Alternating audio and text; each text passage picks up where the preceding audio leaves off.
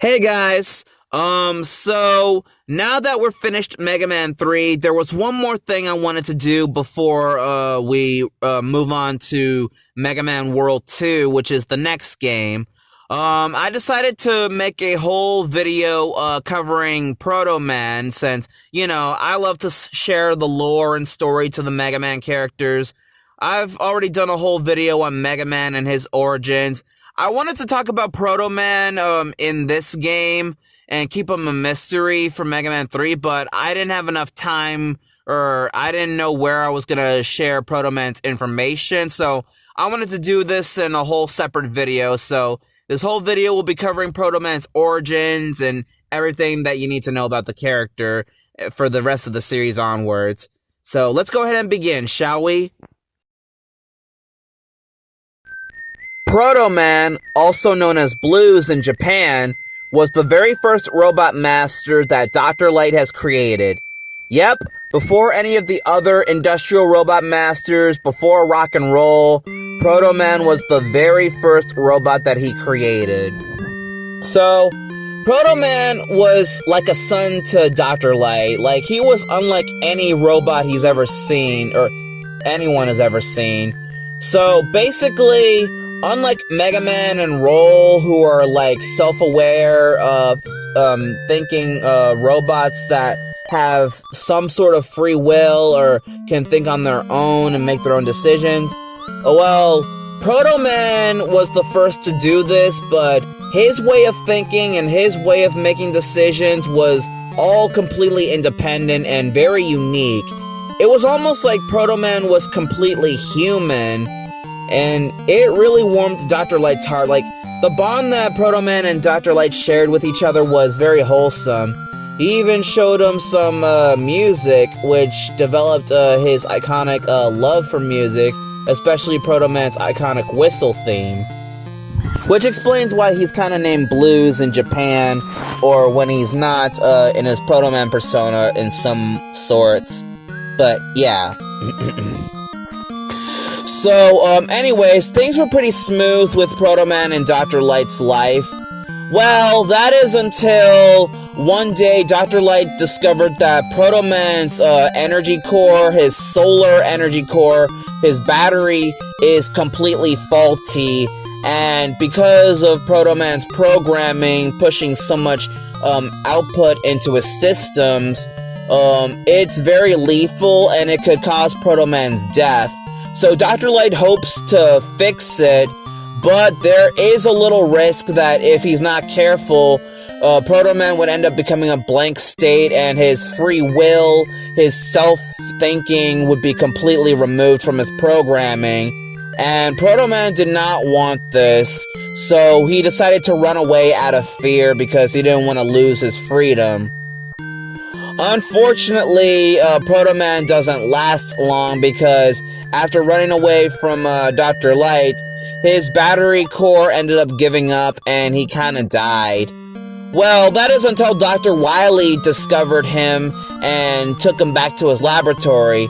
Not only did he equip him with some weapons and stuff to make him a lot more powerful, he also gave him his iconic Proto Shield, which he uses to defend himself, and his battery core that was originally powered by solar energy was replaced with a nuclear core, making him more powerful.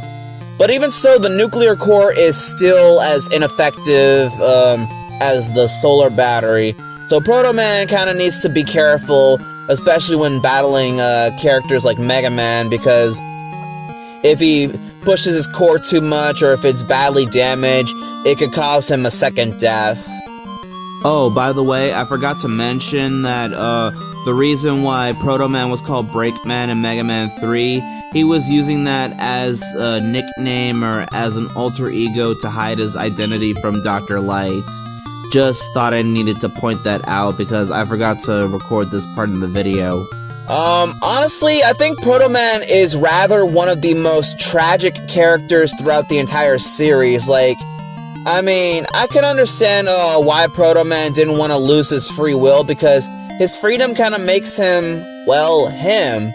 And I think the Archie comics makes Proto Man even more tragic than he already is, because I think in the issue that covered his origins, there was this one part where Proto Man decided he should probably go back home to Dr. Light, only to find him hanging out with rock and roll as his new children.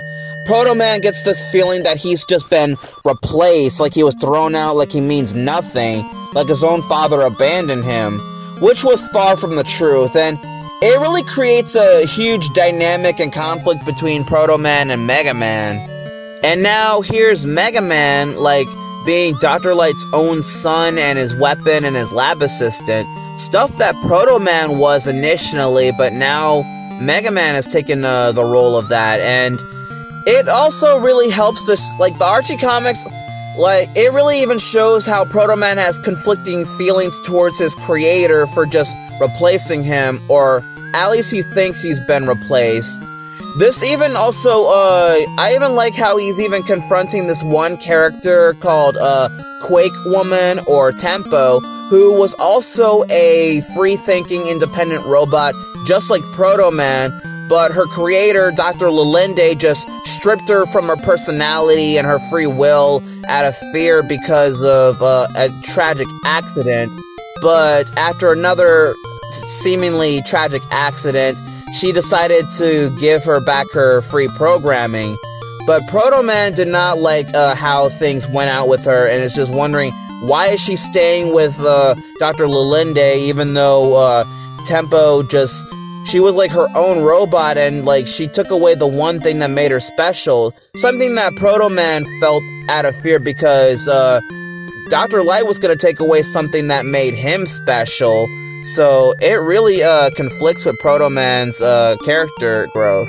She toyed with who you are.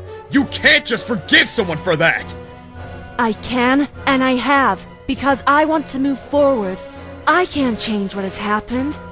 Dr. Light did nothing to you. Is the problem that you cannot forgive him for nothing? He replaced me!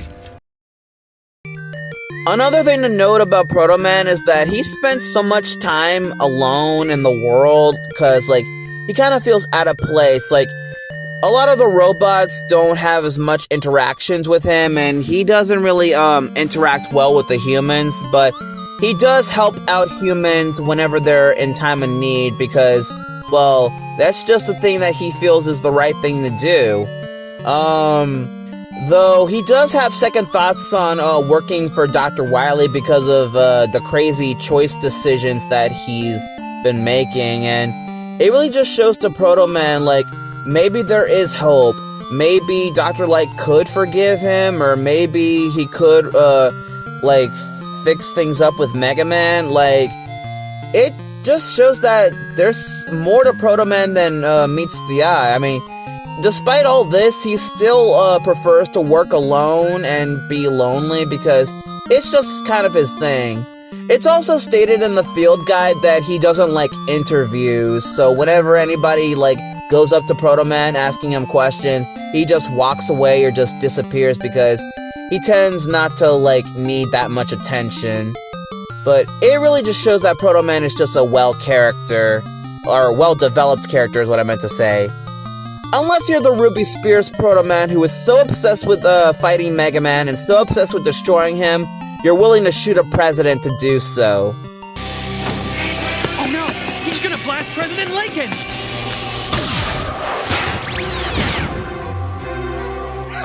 I knew you'd risk yourself for Mr. Lincoln. But what's gonna happen to Proto Man after this game? Is he still gonna work with Dr. Wily? Is he gonna turn to the side of good and help Mega Man out for the rest of the series?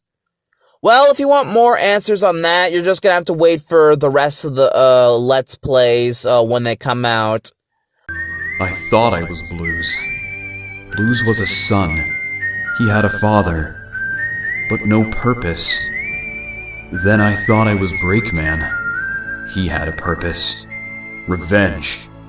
But all that anger, it seems it was misplaced. So now, who am I? What am I? Maybe Mega Man was right. Maybe it's time to go home. But thank you guys so much for watching. Tune in to Mega Man World next time, and I shall be seeing you guys later. So, cheers to Proto Man and the many years of this character.